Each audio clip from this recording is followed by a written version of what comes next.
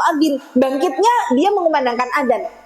Maka cara kematian itu menentukan kita dibangkitkan. Cara kita dibangkitkan menentukan kita masuk surganya di bagian mana. Karena nanti semua nyambung, Bu. Seseorang akan diwafatkan sesuai dengan kebiasaannya. Yang biasanya sholat, biasanya ngaji, ya kan diwafatkan dalam keadaan itu. Bangkitnya juga dalam keadaan itu, gitu ya. Kemudian nanti pintu surga itu kan jumlahnya ada 8. Walaupun tingkatan surga itu nanti ada 7 tingkatannya. Jadi beda ya, pintu sama tingkatan. Maka nanti surga akan memanggil dari pintu amal soleh yang kita sudah biasakan ketika kita di dunia dan kita diwafatkan atas itu. Makanya kan 8 pintu surga itu dibangun dari semua amalan-amalan soleh kita. Pintu puasa, pintu sedekah gitu ya, pintu baca Quran, pintu birrul walidain, pintu taat sama suami. Jadi hari ini kita memaksakan diri untuk sampai di level kebiasaan amal soleh supaya kita diwafatkan dalam keadaan baik sampai nanti dibangkitkan, sampai kemudian nanti kita dimasukkan surga. Nah, jadi ini proses dulu manusia pada saat kemudian dia dibangkitkan di hadapan, dibangkitkan di proses padang mahsyar gitu ya. Kemudian digiring nih menuju ke mahsyar. Nah, mahsyar ini sebenarnya mana sih? Ada yang kemudian mengatakan bahwa mahsyar itu sebenarnya adalah bumi yang hari ini kita tinggali. Tapi pada saat hari kiamat, bumi itu kan dibalik sama Allah, dihancurkan gitu ya. Allah sendiri sampaikan, kami ganti bumi itu dengan bumi yang seperti kita hari ini. Maka nanti benar-benar bumi kita itu tidak ada yang namanya pohon, bangunan, semuanya sejauh mata memandang itu nggak ada batas. Dan Allah jadikan tanahnya itu dia afro namanya. Afro itu dia putih tapi kemerah-merahan. Ya seperti kayak tepung roti, tepung gandum gitulah.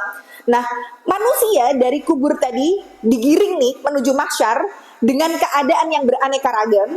Ada yang bisa jalan kaki, ada yang naik kendaraan, ada yang satu kendaraan diisi 2, 3, 4, itu macam-macam keadaannya sudah. Sampailah di padang mahsyar. Nah, di mahsyar ini proses untuk kita menunggu dihisab, gitu ya. Jadi mahsyar itu tempat kita dikumpulkan sejauh mata memandang tidak ada batas, dan disitulah matahari didekatkan di atas kepala kita. Sejarak berapa? Seukuran 1 mil. 1 mil itu ada yang mengatakan jaraknya sekian kilometer, ada yang mengatakan ulama berpendapat mil itu adalah kalau kita pakai celak, kemudian gagang pensil yang kita set ke mata, itu namanya mil. Berarti jarak matahari di atas kepala kita itu cuma sejarak antara batang pensil itu ke mata kita, segitu tok jarak 1 mil. Maka nanti di situ proses bagaimana manusia masing-masing dengan keringatnya, ada yang sampai setinggi kaki, ada yang sampai seperut, ada yang sampai seleher, ada yang sampai dia berusaha jangan sampai ini menenggelamkan dirinya, sampai terdengar suara blebek blebek blebek gitu ya. Nah, maka semuanya nih sudah dalam keadaan di mahsyar telanjang semuanya. Apakah nanti kita akan diberi pakaian? Iya. Yang pertama kali dikasih pakaian siapa? Nabi Ibrahim alaihissalam. Kenapa Nabi Ibrahim lebih dulu yang dikasih pakaian? Untuk mengganti rasa malu beliau ketika beliau saat akan dibakar itu ditelanjangi lebih dulu. Maka Allah berikan kehormatan untuk diberikan pakaian dari surga pertama kali. Barulah setelah itu Rasulullah, barulah kemudian orang-orang beriman. Nah, pakaian kita yang diberikan di mahsyar itu pakaian apa? Pakaian yang kita kenakan saat kita dikuburkan. Nah, jadi kain kafan itu kenapa kok kemudian kita perintahnya untuk memperbagus sesuai dengan apa yang bisa kita persiapkan? Ya karena itu tadi, Bu, bukan cuma di mahsyar, sampai dengan bukan cuma di alam barzah, di mahsyar pun kita juga mengenakan kain kafan tersebut. Nah, kemudian setelah di mahsyar ini benar-benar manusia, hadis yang disampaikan oleh Aisyah ya, ketika beliau tahu bahwa Rasulullah bersabda nanti manusia dalam 3 keadaan, hufatan, auratan, hurlan, nyeker, tidak beralas kaki, telanjang dan tidak dikhitan. Sampai Aisyah bertanya, Rasulullah, apa nanti dalam keadaan itu kami tidak malu karena melihat aurat masing-masing? Rasulullah kemudian mengatakan, wahai Aisyah, keadaan di waktu tersebut sangatlah dahsyat. sehingga orang sudah tidak memikirkan untuk melihat aurat satu sama lain, sudah nafsi-nafsi, sudah ini gimana keadaanku gitu ya. Sudah orang kalut lah, putus asa lah dengan keadaannya. Maka ternyata di padang mahsyar itu kita tidak langsung dihisab, tapi kita menunggu proses hisab selama 50.000 tahun. Kana miqdaruhu khamsina alfasanah gitu ya, 50.000 tahun. Dan dalam kondisi 50.000 tahun itu betul-betul kita dalam keadaan diam. Bahkan jangankan bersuara, kita geser kaki aja udah gak sanggup karena saking menegangkannya di hari itu. Di hari itu, saat matahari didekatkan di atas kepala, Allah bukakan pintu langit pertama, sampai kemudian para malaikat yang ada di lapisan langit pertama turun, dan jumlah mereka 10 kali lipat manusia, dan mereka akhirnya mengelilingi dari manusia saat itu. Padahal malaikat itu, mereka minim punya 3 atau 4 sayap, dan malaikat Jibril punya 600 sayap, tapi satu sayap yang dibuka sama malaikat itu membentang menutupi dari timur ke barat. Itu satu sayap malaikat.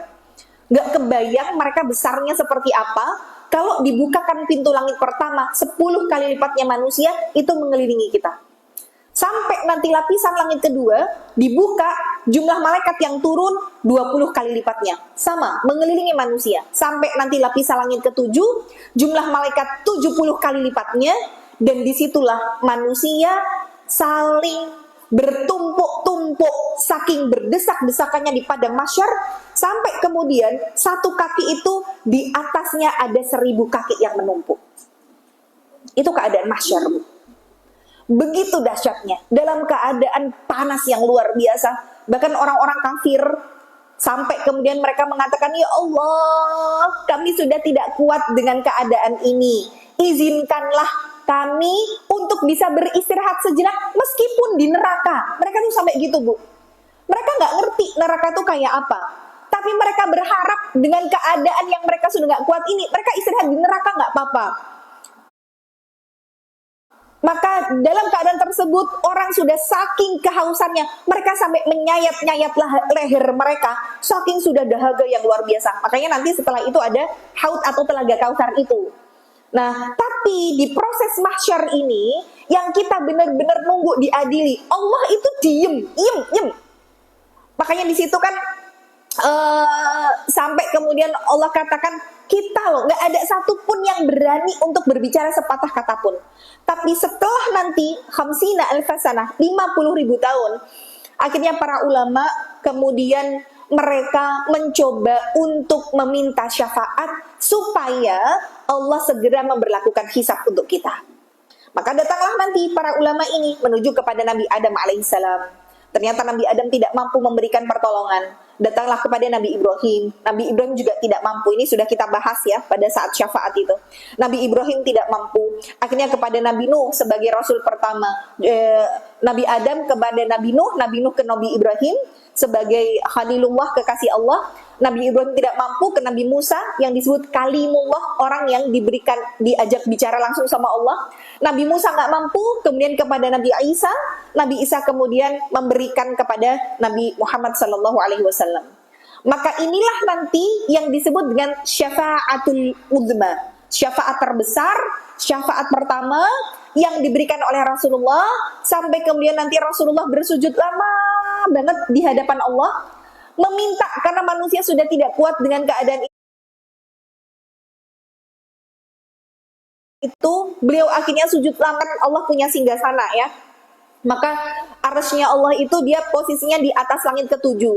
Maka setelah Rasulullah bersujud lama sekali, sampai Allah kemudian katakan, ya Rasulullah, engkau tidak pantas menundukkan kepalamu seperti ini. Irfa' ra'sak, angkat kepalamu. Sal wa'ti, minta aku kasih. Isfa' tushfa, engkau minta syafaat, aku beri syafaat itu. Sampai Rasul kemudian mengatakan, ya Allah, umatku sudah tidak kuat dengan keadaan seperti ini. Tolong segera berlakukan hisab untuk kami. Barulah di situ Allah mengizinkan untuk memberlakukan hisab. Dengan cara apa? Ini yang kemarin kita bahas. Diterbangkanlah buku catatan amal kita. Jadi buku catatan amal tuh nggak dikasih satu-satu, Bu. Diterbangkan. Makanya sampai para ulama itu, mereka kalau ngelihat salju turun tuh nangis. Ya Allah, apakah seperti ini nanti keadaan di mahsyar saat engkau menerbangkan buku catatan amal kami? Maka disitulah kemudian Allah katakan, fa'amma man utiya kitabahu biyamini. Kalau ketika diterbangkan itu, kita bisa untuk mengambil, menerima, menangkap dengan tangan kanan, fasaufa yuhasabu hisaban yasira, maka akan dihisab dengan hisab yang ringan. Jadi hisab kita itu berkaitan erat dengan posisi bagaimana kita menangkap buku catatan amal. Tapi kalau sudah wa amma man utiya kitabahu bishimali, dia kemudian nangkepnya pakai tangan kiri atau bahkan min wara'i dhahri, dari belakang punggung, ya sudah, fasaufa yuhasabu hisaban asira, maka akan dihisab dengan hisab yang berat. Sampai kemudian masing-masing ketika menerima buku catatan amal ini, dan buku catatan amal itu ternyata panjang sekali. Sampai setiap orang yang melihat dan membaca, mereka akan katakan, "Mali hadzal kitab?" Ini kitab apa? La yughadiru saghiratan wala kabiratan illa ahsaha. Kok dari yang besar sampai yang kecil, kok nggak ada yang luput ditulis di sini? Di situ akhirnya masing-masing kita mengalami proses hisab, dan hisab itu satu persatu dipanggil menuju Allah. Hisab yang ringan. Ada orang yang ketika menerima dengan tangan kanan gitu ya, dengan 100 lembar catatan amalnya, Allah periksa satu persatu. Yang ditulis di situ keburukan-keburukan, di halaman awal tuh keburukan. Oh, kamu pernah begini, kamu pernah begini, kamu pernah begini gitu. Sampai 99 lembar itu semuanya adalah keburukan.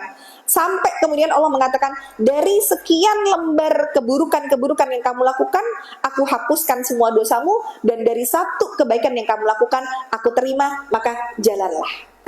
Nah, ini hisab yang ringan. Ada yang kemudian hisabnya tuh detail satu-satu. Jadi kita tuh nggak ngerti, Bu, hisab kita tuh seperti apa gitu loh. Makanya tadi kalau dengan tangan kanan hisabnya mudah. Mudah itu bukan berarti tidak dihisab, tapi cuma sekedar kayak diperiksa, dilihat, oh ya ini aku terima, oh ya udah ini aku hapuskan. Termasuk dosa yang kemudian kita sudah taubati, itu masih tertulis, Bu. Jadi sama Allah tidak langsung dihapus gitu. Masih ada catatannya di situ, tapi sama Allah, oh ya sudah, ini kamu sudah bertaubat, sudah aku ampuni, sudah. Jadi kayak cuma dilihat sekilas gitu. Makanya karena kita ngerti ya, ternyata proses hisab itu sedemikian dahsyat. Saya cuma minta sama ibu-ibu kencengin doanya, kalau bisa masuk surga tanpa hisab, minta yang tanpa hisab. Karena nanti syafaat yang kedua dari Rasul itu, ada orang-orang yang bisa masuk surga tanpa hisab. Jadi yang lain masih antri satu persatu, dia langsung mak bledeng aja, jalan aja, ngelewatin orang-orang yang dihisab ini. Ada, Bu, yang begitu. Dalilnya mana? Ada 70.000 golongan dari umatku yang bisa masuk surga tanpa hisab. Bersama dengan satu orangnya ada 70.000 lagi. Berarti yang masuk surga tanpa hisab itu banyak banget jumlahnya. Siapa mereka? Di antaranya satu, yang tidak minta diruqyah, kan gitu. Yang kedua, tidak melakukan pengobatan dengan menggunakan besi panas. Yang ketiga, tidak melakukan tatoyur atau mengait-ngaitkan antara suatu keburukan, suatu kebaikan dengan sesuatu otak-atik gato. Oh, kok ngene yo, ketok enak sing ngene. Nah, itu tidak melakukan tatoyur. Itu di antara ya syarat untuk orang bisa masuk surga tanpa hisab. Tapi maksud saya, ibu-ibu jangan terus kemudian merasa bahwa oh, aku udah pernah minta diruqyah berarti kehilangan kesempatan, berarti aku nggak bisa masuk surga. Enggak, bukan nggak masuk surga, tapi kesempatannya hilang. Cuman saya motivasi bahwa sahabat aja nggak semuanya kok bisa masuk surga tanpa hisab. Karena Abdurrahman bin Auf aja itu termasuk sahabat yang masuk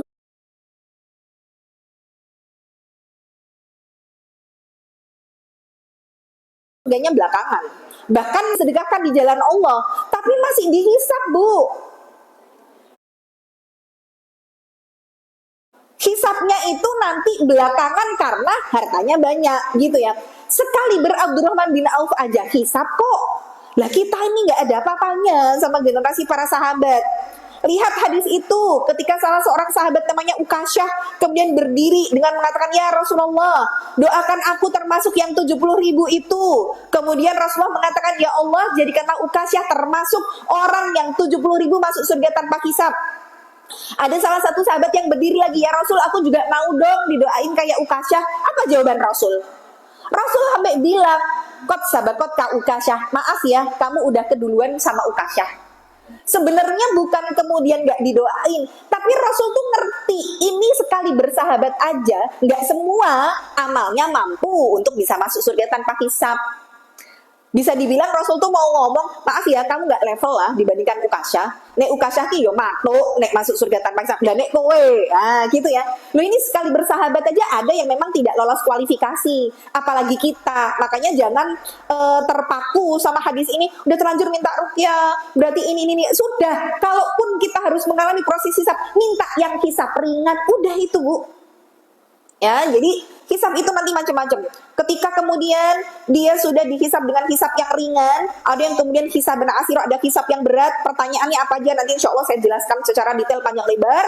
Saya skip dulu di sini tentang hisab biar ibu tuh connect gitu ya, biar ibu ngerti hisab itu di kapan sih, waktunya seperti apa gitu ya. Baru nanti setelah proses hisab selanjutnya adalah Allah bentangkan neraka jahanam. Jadi neraka jahanam nanti dihadirkan, dan neraka jahanam itu punya 70.000 tali kekang, dan setiap satu tali kekang ditarik oleh 70.000 malaikat. Nah, jahanam ini nanti dihadirkan nih ke hadapan manusia buat yang sudah selesai hisab, dibentangkan di atas jahanam jembatan yang disebut dengan sirat. Barulah yang sudah selesai proses hisab satu persatu meniti sirat. Sirat ini dia lebih tipis dari, ada malaikat yang siap untuk menyabet dia, memecut dia untuk dia bisa masuk ke neraka jahanam. Dia gelap, benar-benar gelap gulita. Dan di sirat nanti keadaannya masing-masing. Ada yang bisa berlari secepat kilat, zet gitu sampai. Ada yang tertatih-tatih, ada yang baru satu langkah cemplung gitu ada. Nah, bawah itu jahanam. Dan jahanam itu dia neraka, tapi nerakanya tuh gelap segelap-gelapnya. Kenapa? Saking buletnya apinya, orang tuh sampai udah gak kelihatan gitu masuk jahanam. Dan neraka itu waquduhan nas wal hijarah, bahan bakarnya dari manusia dan batu. Berarti tiap orang yang meniti sirat kok nyemplung neraka, apinya makin bergejolak. Maka ketika si manusia ini nyemplung gitu ya, kemudian jahanam kemudian sambil berkata, hal min mazid, ada tambahan lagi ya Allah, itu neraka. Jadi manusia nyemplung nanya lagi, ada tambahan lagi. Itu ada dalam Al-Quran ya, hal min mazid, itu perkataan neraka itu. Barulah kemudian saat manusia yang membawa amal solehnya yang banyak, mereka lah yang bisa selamat meniti sirat. Maka ujung sirat itu namanya adalah kontoroh. Kontoroh itu adalah tempat penjernihan hati. Disitulah manusia, khususnya orang beriman, menjalani proses hisab kedua. Jadi hisab itu 2 kali bagi orang beriman. Di proses hisab kedua, Rasul sudah nunggu di ujung kontoroh. Disinilah hadis nanti berkaitan dengan atadruna manil muflis. Kalian tahu nggak orang yang bangkrut itu siapa? Bangkrut itu nanti orang di kontoroh ini, Bu. Yang datang ngebawa pahala amal solehnya banyak banget. Bayangin loh, dia udah berhasil meniti segala macam rintangan, barzah, mahsyar, hisab, sirat, selamat semuanya. Kontoroh tidak selamat. Gara-gara apa? Di dunia suka ngomongin ini, gosipin ini, ngefitnah ini, menodai kehormatan, ngomong nyakitin orang, nyindir di status, utang nggak dibayar, urusan-urusan dengan manusia. Tolong selesaikan di dunia. Karena kalau kemudian ada urusan di dunia dengan manusia yang belum selesai, nggak bisa selesai dengan kita bertobat sama Allah, tak nggak bisa. Hakul adami, hak terhadap manusia itu konsekuensinya di kontoroh bikin kita nggak selamat. Maka ada orang yang disebut bangkrut itu apa? Reka nggowo amal gede banget, tapi ternyata entek Bu, karena suka begini gitu ya. Ya apalagi sekarang zaman media sosial, hati-hati yang kita ketikan gitu ya, komentar atau mungkin pada saat live segala macam lah diomongin bla bla bla segala macam. Nah, hati-hati betul, udah nggak usah diurusin orang-orang kayak gitu, tagih aja nanti di akhirat. Jadi kalau ada orang yang bilang titenono sesok neng akhirat, nah itu dikontoroku. Karena saya mendapati di media sosial misalkan kayak ada orang yang dia bangun rumah tapi nggak punya garasi, atau bahkan sengaja dipepetin ke ngambil tanah tetangganya. Terus ada yang kayak gitu sampai dah ya nanti urusan kita di akhirat aja, dia malah minta urusannya diselesaikan di akhirat. Oh, enggak selamat itu. Dipikir di akhirat itu kemudian enak gitu, gampang, enggak. Nah, jadi di kontoroh inilah tempat penjernihan hati ya. Baru kemudian orang-orang yang memang benar-benar hatinya sudah bersih, kemudian Rasulullah membukakan pintu surga, kemudian disitulah wasiqal ladzina taqaw rabbahum ilal jannati zumara. Orang nanti masuk surga gerombol-gerombol, grup-grup, kelompok-kelompok. Nanti kita akan masuk surga sesuai dengan amal ibadah mana yang sudah kita biasakan. Ibu mau tinggal pilih aja, mau pilih masuk surga lewat pintu yang mana? Pintu sedekah, pintu sholat malam, pintu birrul walidain gitu ya. Maka nanti ketika sudah masuk surga gitu ya, tapi ada umatnya Rasulullah yang kemudian masih masuk di neraka, maka nanti syafaat ketiga terjadi. Syafaat yang ketiga di mana Rasulullah akhirnya dengan syafaatnya mengeluarkan orang-orang yang ada di neraka. Nanti setelah itu orang-orang sudah masuk di surga gitu ya. Nanti syafaat keempat Rasulullah terjadi lagi dari tingkatan yang rendah. Rasulullah berikan syafaat untuk bisa naik ke tingkatan surga yang lebih tinggi. Baru setelah itu gitu ya, orang-orang yang sudah masuk surga, ada orang-orang yang masih masuk atau orang yang sudah di neraka, maka barulah kemudian Allah panggil kematian menjadi seekor kambing kibas yang berwarna hitam putih dan dia bentuknya lorek-lorek. Hitam putih. Dan si kambing kibas ini gemuk banget. Akhirnya Allah dengan tangannya menyembelih kambing ini dengan pertanda bahwa kematian dimatikan oleh Allah. Kalau kematian sudah dimatikan, berarti tidak ada lagi kematian di akhirat. Disitulah ditetapkan kehidupan khalidina fiha abada. Kehidupan di dalamnya yang kekal abadi selama-lamanya, yang di surga selamanya, yang di neraka juga selamanya. Lah, ternyata sepanjang itu Bu, perjalanan kita setelah kematian. Makanya kalau hari ini kita masih sama Allah diuji di dunia, gak apa-apa ya Allah, wis dibikin ringan aja, rapopo, aku ki kudu sabar, tekan kapan? Tekan mati wae. Kita cuma disuruh sabar sampai mati Bu. Yang hari ini mungkin sakit, harus ikhtiar sembuh ya Allah, sampai kapan? Sampai mati. Setelah kematian kita cuma tinggal ngambil, ketemu sama pahala sabar kita, pahala ikhlas kita. Dan memang sengaja kok Allah berikan kehidupan orang beriman itu berat kok di dunia.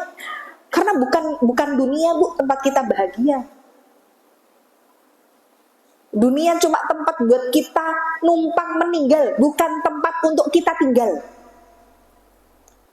Kita semuanya sedang safar menuju Allah, kita perjalanan menuju Allah. Perjalanan ini panjang, maka jangan sampai kehabisan bekal di jalan. Nek safar yang pendek, kita kehabisan bekal, masih bisa balik, masih minta tolong sama temen, bisa nalangi. Lah nek perjalanan kita menuju Allah yang panjang itu kita kehabisan bekal di tengah jalan, arep balik ning ndi, jaluk tulung karo sopo, kan gak ada yang bisa nolong kita. Jadi tidak sesimpel orang sudah mati enak ya, enggak. Makanya Allah tuh ngasih kita usia sampai hari ini karena Allah ngerti, Allah sayang. Banyak amalan kita yang belum berkualitas. Masih banyak dosa kita di masa lalu yang sampai dengan hari ini Allah belum ampuni. Atau mungkin kita sudah taubat, tapi taubat kita masih sekedar taubat sambel. Mungkin ada orang yang hari ini sakit hati sama kita belum sempat minta maaf sama dia. Dan akhirnya nanti kita harus menanggung resiko bangkrut itu di kontoroh. Allah gak mau, makanya sekarang kita dikasih usia untuk memperbaiki semuanya. Ya, jadi di proses hisab nanti kita belajar apa saja yang akan ditanya sama Allah.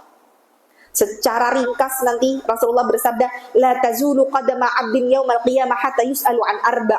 Tidak akan bergeser kedua telapak kaki seseorang pada hari kiamat sebelum dia ditanya tentang 4 perkara. An umurhi fima afna, tentang umurnya, untuk apa dihabiskan. Ini secara global ya. Yang secara global setiap manusia akan ditanya satu tentang umur, untuk apa dihabiskan. Yang kedua, wa an jasadihi fima abla, dan tentang tubuhnya, untuk apa dia letihkan. Mulai dari mata, mulai dari tangan yang kita ketik, mulai dari batin, dari hati, kita batin orang, kita ngerasa kayak kok ngene, itu semua ada tanggung jawab yang harus kita berikan ke Allah. Kemudian yang ketiga, wa an ilmihi ma amila fihi, dan tentang ilmunya, amal apa yang dia lakukan dengannya. Dan yang keempat, wa an malihi min aina iktasabahu wa fima anfaqah, dan tentang hartanya, dari mana dia peroleh dan untuk apa dibelanjakan. Ini secara general, secara umum 4 poin yang akan ditanya di hisab. Tapi ada nanti hal-hal yang lebih dahsyat daripada itu, gitu ya. Dan seperti apa kalau ada orang yang dia amalnya banyak, orang yang soleh, orang yang beriman, hisabnya ringan. Lah kalau ada orang yang dia muslim tapi dosanya banyak, itu nanti yang kayak gimana? Apakah memang dengan tangan kiri ataukah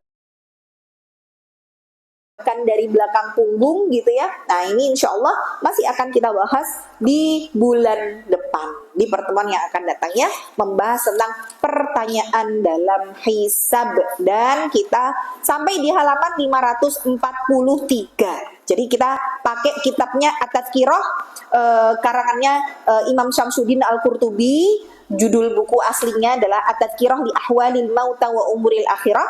Kalau kemudian ditranslate atau diterjemahkan, At-Tadhkirah, saya sudah nggak ada covernya, bekal menghadapi kehidupan abadi. Dan ini ada 2 jilid. Kalau ibu-ibu memang mau beli, memang harus 2 jilid gitu ya. 1 jilid itu sekitar hampir 800 halaman. Dan kita bertahun-tahun itu masih belum selesai, dan kita sampai di halaman 543 ya. Insya Allah kita pakai kitab ini, cover depannya tuh udah gundul, ya. Jadi warnanya hijau. Kalau mau beli monggo aja silakan. Tapi kalau sekiranya ibu beli nggak dibaca, wes hisapnya abot nanti bu, mending rasa tuku ya. Ibu nyimak aja, karena nanti ada hisapnya bu ya. Ingat loh, semua tuh dihisap ya. Jadi jangan sampai ibu udah beli jadi pajangan doang, habis itu nanti ketika nggak dibaca, mau pengajian, neng dia lali belek bukunya, harus terus malah memperberat hisapnya serasa bu. Gitu ya bu. Itu mungkin yang kita bahas hari ini. Insya Allah di bulan depan kita lanjutkan kembali. Barakallahu fikum, wabillahi taufiq wal hidayah. Kita akhiri dengan hamdalah dan kafaratul majlis. Subhanakallahumma bihamdika asyhadu an la ilaha illa anta astaghfiruka wa atubu ilaik. Wassalamualaikum warahmatullahi wabarakatuh.